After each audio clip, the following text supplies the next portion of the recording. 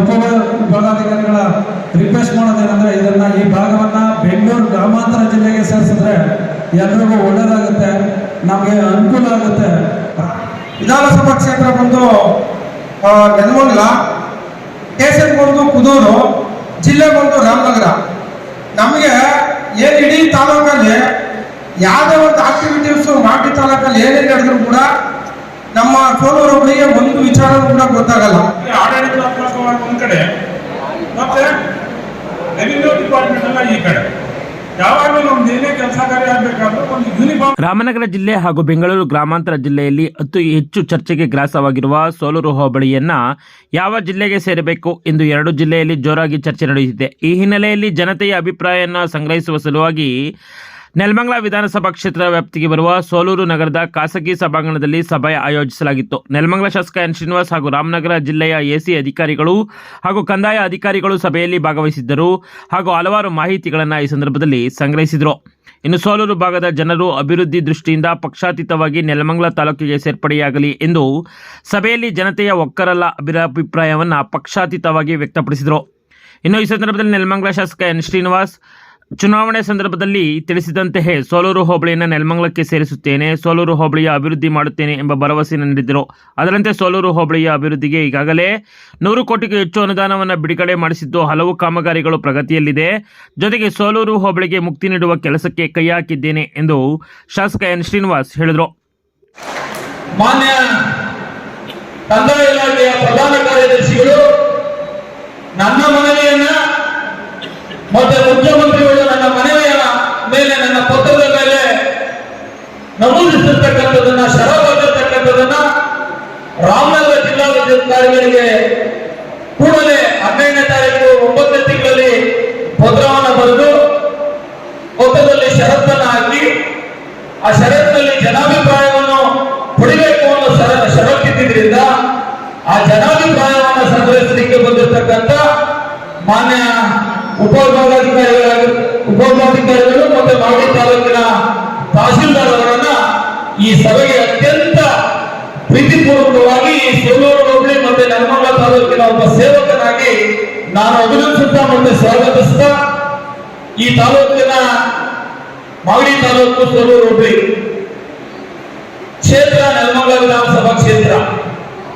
ಚುನಾವಣೆ ಪೂರ್ವದಲ್ಲಿ ನನಗೆ ಸೋಲೂರು ಹೋಬಳಿಯ ಎಲ್ಲ ಜನತೆ ಯಾವುದೇ ಗ್ರಾಮಕ್ಕೆ ಹೋದ್ರು ಸಹ ಒಂದ್ ಕಡೆ ರೈತರು, ಇನ್ನೊಂದು ಕಡೆ ವಿದ್ಯಾರ್ಥಿಗಳು, ಇನ್ನೊಂದು ಕಡೆ ಮಹಿಳಾ ಸ್ವಸಹಾಯ ಗುಂಪುಗಳ ಪ್ರತಿನಿಧಿಗಳು ಎಲ್ಲರೂ ಸಹ ಕೇಳ್ತಾ ಇದ್ದೀವಿ ಒಂದೇ, ಇಂದಿನಿಂದ ನಾವು ಮಾಗಡಿ ತಾಲೂಕು ಸೇರ್ತಾ ಇದ್ದೀವಿ, ವಿಧಾನಸಭಾ ಕ್ಷೇತ್ರ ನೆಲಮಂಗಲಕ್ಕೆ ಮತ ಹಾಕ್ತಾ ಇದ್ದೀವಿ, ನಿಮ್ಗೇನಾದ್ರೂ ಮುಂದೆ ಆಶೀರ್ವಾದ ಆಗಿ ಒಳ್ಳೇದಾಗಿ ನೀವು ಶಾಸಕರಾದ್ರೆ ಸೋಲೂರನ್ನ ನೆಲಮಂಗಲ ತಾಲೂಕಿಗೆ ಸೇರಿಸಿದ್ರೆ ಬಹಳ ಅನುಕೂಲ ಆಗ್ತದೆ ಅಂತ ಹೇಳ್ತಿದ್ರು. ನಾನು ಅವತ್ತೇ ಹಲವಾರು ವೇದಿಕೆಗಳಲ್ಲಿ ಹೇಳಿದೆ, ನೀವೇನಾದ್ರೂ ನನ್ನನ್ನು ಶಾಸಕನಾಗಿ ಮಾಡಿದ್ರೆ ನೆಲಮಂಗಲ ತಾಲೂಕಿಗೆ ಸೋಲೂರನ್ನ ಸೇರಿಸ್ತೀನಿ ಅಂತ ಒಂದು ಮಾತನ್ನ ಕೊಟ್ಟಿದ್ದೆ. ಇವತ್ತು ಅವರ ಪ್ರತಿಫಲ ನನಗೂ ಇಲ್ಲಿರ್ತಕ್ಕಂಥ ಕೆಲವೇ ಸೇರಿರ್ತಕ್ಕಂಥದ್ದು ಆಗೋದಿಲ್ಲ.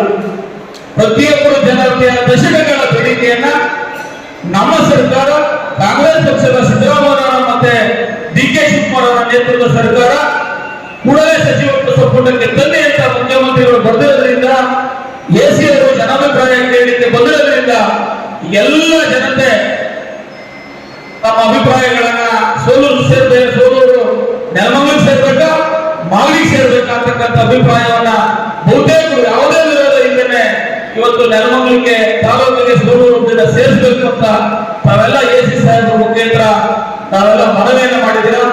ನಾನು ಈ ಕ್ಷೇತ್ರದ ಶಾಸಕನಾಗಿ ಇನ್ನು ವೇದಿಕೆಯ ಮೇಲೆ ಹಲವಾರು ಗಣ್ಯರು ಭಾಗವಹಿಸಿದ್ದರು. ಹಲವಾರು ಗಣ್ಯರು ಪಕ್ಷಾತೀತವಾಗಿ ಭಾಗವಹಿಸಿ ಸೋಲೂರಿನ ಇತಿಹಾಸವನ್ನು ಕೆದಕಿದರು. ಭೌಗೋಳಿಕವಾಗಿ ಸೋಲೂರು ತಮ್ಮ ಗ್ರಾಮ ತನ್ನದೇ ಇತಿಹಾಸವನ್ನು ಹೊಂದಿದೆ. 1950ರಲ್ಲಿ ಕುದೂರು ವಿಧಾನಸಭಾ ಕ್ಷೇತ್ರಕ್ಕೆ ಸೇರ್ಪಡೆಗೊಂಡಿತ್ತು. ತಟ್ಟೆಗೆರೆ ಗ್ರಾಮದ ಮಾರಣ್ಣನವರ ಶಾಸಕರಾಗಿ 1952ರಲ್ಲಿ ಸೋಲೂರು ಗ್ರಾಮದ ಸಿದ್ದಪ್ಪನವರು ಶಾಸಕರಾಗಿ ಆಯ್ಕೆಯಾಗಿದ್ದರು. ತದನಂತರ ಕ್ಷೇತ್ರ ಪುನರ್ ವಿಂಗಡಣೆಯಿಂದ 1956ರಿಂದ 1977ರ ತನಕ ಮಾಗಡಿ ತಾಲೂಕಿಗೆ ಸೇರ್ಪಡೆಗೊಂಡಿತ್ತು. ಮತ್ತೆ 1978ರಲ್ಲಿ ಸೋಲೂರು ಹೋಬಳಿಯನ್ನು ನೆಲಮಂಗಲ ವಿಧಾನಸಭಾ ಕ್ಷೇತ್ರಕ್ಕೆ ಸೇರ್ಪಡೆಗೊಳಿಸಿದರು. ಅಂದಿನಿಂದ ಇಲ್ಲಿಯವರೆಗೂ ಸೋಲೂರು ನೆಲಮಂಗಲ ವಿಧಾನಸಭಾ ಕ್ಷೇತ್ರಕ್ಕೆ ಮತ ಚಲಾವಣೆ ಬದಲಾವಣೆ ಮಾಡಿಕೊಂಡು ಕ್ಷೇತ್ರದ ಕೆಲಸ ಕಾರ್ಯಗಳಿಗೆ ಮಾಗಡಿಗೆ ಅಲೆಯುವ ಪರಿಸ್ಥಿತಿಯೂ ನಿರ್ಮಾಣವಾಯಿತು. ಅಂದಿನಿಂದ ಇಂದಿನವರೆಗೂ ಹೋಬಳಿಯ ಅಭಿವೃದ್ಧಿಯಾಗದೆ ಅತಂತ್ರವಾಗಿ ಉಳಿಯಿತು. ಇನ್ನು ಈ ಸಂದರ್ಭದಲ್ಲಿ ಹಲವಾರು ಮುಖಂಡರು ವೇದಿಕೆಯ ಮೇಲೆ ಎಲ್ಲರೂ ಸಹ ಒತ್ತಾಯ ಒಂದೇ ಆಗಿತ್ತು, ಸೋಲೂರು ಹೋಬಳಿಯನ್ನು ನೆಲಮಂಗಲಕ್ಕೆ ಸೇರಿಸುವುದು. ಈ ಒಂದು ಒತ್ತಾಯದಲ್ಲಿ ಹಲವಾರು ಮುಖಂಡರು, ಸ್ಥಳೀಯ ಮುಖಂಡರು ಪಕ್ಷಾತೀತವಾಗಿ ತಮ್ಮ ಒತ್ತಾಯವನ್ನು ವೇದಿಕೆಯಲ್ಲಿ ತಿಳಿಸಿದ್ದು ಹೀಗಿದೆ. ಹಲವಾರು ಮುಖಂಡರ ಮಾತುಗಳು ಹೀಗೆ ಕಂಡುಬಂದಿತು.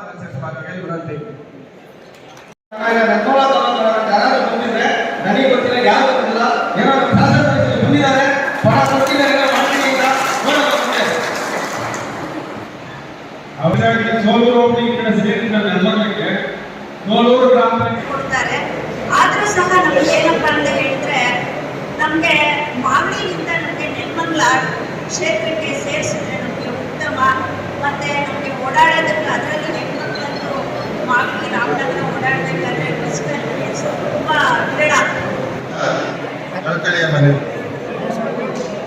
ಹೇಳಕ್ಕಾಗತ್ತಿರೋದು ಅಷ್ಟು ಕಷ್ಟ ರೈತರುಗಳು ಅನುಭವಿಸ್ತಾ ಇರೋದು. ಅದರಿಂದ ದಯವಿಟ್ಟು ಮಾನ್ಯ ಶಾಸಕರು ಇದಕ್ಕೆ ಒಂದು ಹೆಜ್ಜೆ ಮುಂದಿಟ್ಟು ಇವತ್ತೇನು ತೀರ್ಮಾನ ಮಾಡಿದ್ದಾರೆ ಅದಕ್ಕೆ ಇಡೀ ಸೋಲೂರು ಹೋಬಳಿಯ ಜನತೆ ಒಕ್ಕೊರಲಿನಿಂದ ಒಪ್ಪಿದ್ದಾರೆ. ಇದನ್ನು ದಯವಿಟ್ಟು ಆದಷ್ಟು ಬೇಗ ನೆಲಮಂಗಲ ಕ್ಷೇತ್ರಕ್ಕೆ ಸೇರ್ಪಡೆ ಮಾಡಬೇಕೆಂದು ತಮ್ಮಲ್ಲಿ ಕಳಕಳಿ ಮನವಿ ಮಾಡ್ಕೊಳ್ತಾ ಇದ್ದೀನಿ.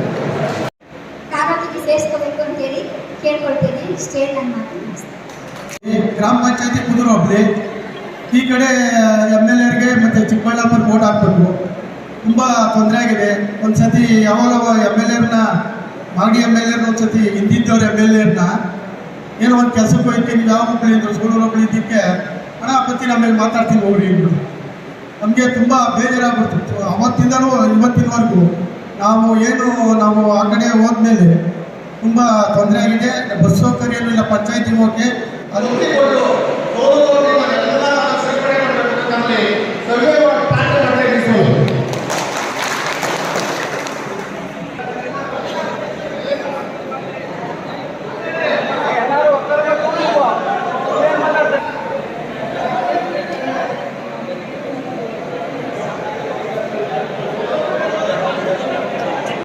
ವಿಶೇಷ ವರದಿಗಾಗಿ ವಿಡಿಯೋ ಜರ್ನಲಿಸ್ಟ್ ಕುಪ್ಪೆಷ್ಟಿದ ಜೊತೆ KK ರಾಮ್, ಕದಂಬ ಖಡ್ಗ ನ್ಯೂಸ್, ಸೋಲೂರು.